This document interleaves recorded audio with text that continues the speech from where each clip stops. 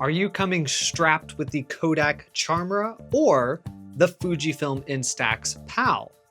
In this video, I'm going to help you decide which keychain camera is right for you.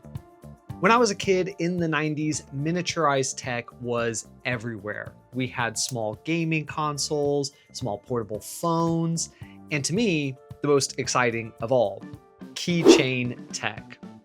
When I heard two of the biggest camera brands release their own keychain cameras, I had to take a look.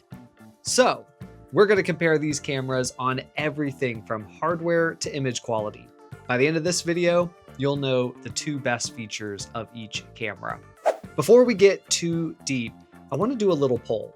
In the comments, make your guess as to which of these cameras is going to come out on top for you. And then at the end of the video, reply to your own comment with your thoughts on whether you were right or if you changed your mind. This will be exciting.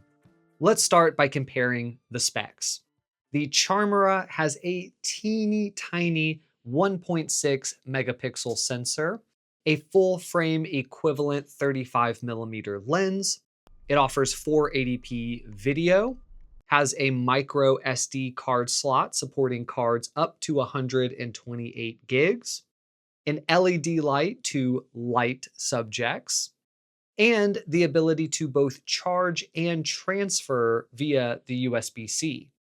The PAL has a 4.9 megapixel sensor, a full frame equivalent 16.25mm lens, Bluetooth control and image transfer via an associated app, a micro SD card slot supporting cards up to 32 gigs, an LED flash, and charging via USB-C. Here's a side-by-side of images showing the difference in both resolution of the sensors and focal lengths of the lenses between the two cameras. Okay, but what does all of that actually mean? Well, the PAL offers a higher resolution, a wider lens, and can both transfer and be remotely controlled via a Bluetooth app. But it lacks any video capabilities whatsoever, does not have a reference screen anywhere on the camera, and can't transfer via the USB-C port. It can only charge. The Charmera, on the other hand, does offer the ability to shoot video. It has a rear reference screen, and it can both charge and transfer via the USB-C port. Where it falls a bit short is it doesn't offer a powerful flash, literally only a weak LED light.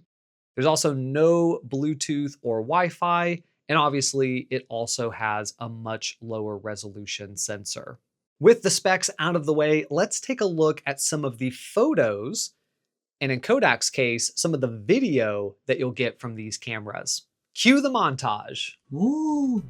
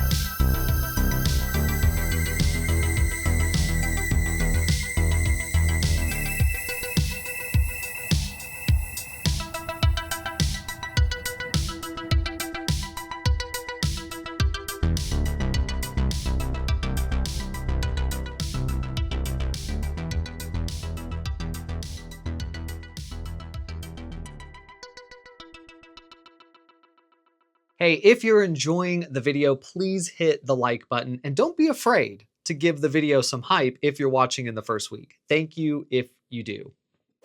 In my mind, the PAL offers better overall images with its higher resolution sensor and better flash, and gives you the instant film frame in an easy to share formula.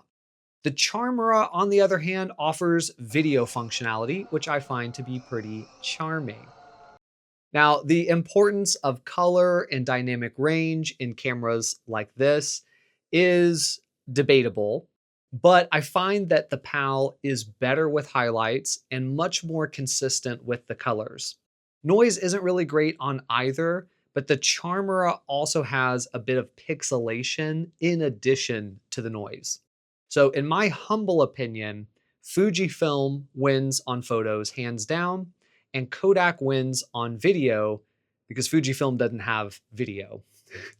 Images are important, but these cameras are basically toys, which got me wondering which is actually more fun to shoot with. In my use of the cameras, I found Kodak's Charmera to be much easier and enjoyable to use. The reference screen on the back made composition much simpler, and the camera was much easier to hold and operate. It also didn't require me to pull out and fumble with my phone in order to see if I got the shot or not via the app. On the other hand, Fujifilm was much better when flash was needed. Even though the camera is a bit less easy to use, the phone app works wonders.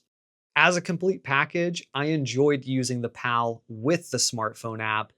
I just didn't do that as often as I might have liked. So ease of use, definitely going to go to the Charmera, but with the fun Instax frame and Bluetooth app, I'm going to create a category called Shareability and give that one to the PAL. So what's the conclusion here? Well, if I could, I would take the form factor of the Charmera and the technology of the PAL, and I would fuse them together into a perfect Frankenstein camera. At the end of the day, I find myself using both. I prefer the image quality and really the idea of the PAL, but I like the form factor and video capabilities of the Charmera. I'm curious which of these cameras best matches your needs, and do you have any questions I didn't answer here? Let me know in the comments. And if you enjoyed the video, please like it and hit me with some hype if you're watching in the first week. Subscribe and ring the bell for more content like this. And if you're interested in keychain cameras, here's my full review of the Kodak Charmera up next. Thanks for watching. I'm Colton, and I'll see you in the next one.